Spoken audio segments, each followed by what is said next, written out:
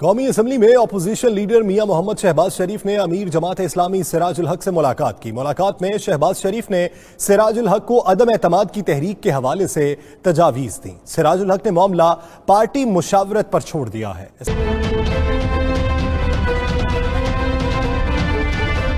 वज़ीर आज़म के खिलाफ अदम एतमाद की तहरीक। शहबाज शरीफ ने मरियम औरंगजेब और ख्वाजा साद रफीक के हमरा अमीर जमात इस्लामी सिराजुल हक से इस्लामाबाद में मुलाकात की, जिसमें वज़ीर आज़म के खिलाफ अदम एतमाद की तहरीक के हवाले से उन्हें एतमाद में लिया गया। मुलाकात के बाद मीडिया से गुफ्तगू में अपोजिशन लीडर शहबाज शरीफ ने कहा कि अदम एतमाद की तहरीक किसी फर्द वाहिद की नहीं बल्कि आवाम की ख्वाहिश है। सिलेक्टेड हुकूमत को आईनी तरीके से हटाकर कौम के पास जाएंगे। मुल्क में ऐसी हुकूमत लाई जाए जो आवाम की खिदमत करे। करप्ट हुकूमत के हाथों जो आवाम की दुर्गत बन रही है और आम आदमी की ज़िंदगी अजीरन हो चुकी है, ये है वो मकासद जिसके लिए ये मोशन दाखिल की गई है। अमीर जमात इस्लामी ने कहा कि हुकूमत ने आवाम का जीना मुश्किल कर दिया है। जब तक निज़ाम न बदला जाए तब तक किसी एक फर्द को तब्दील करने से मसाइल हल नहीं होंगे। हमने शहबाज शरीफ साहब को यही तजवीज़ दी कि अवाम की तरह रुजू किया जाए, इसलिए कि इस मुल्क के जो असल हुक्मरान और असल हाकिम और बाइख्तियार है वो मुल्क के 22 करोड़ अवाम है। सिराजुल हक का कहना था कि जमात इस्लामी जमहूरी जमात है। पार्टी इजलास में शहबाज शरीफ की तजावीज़ पर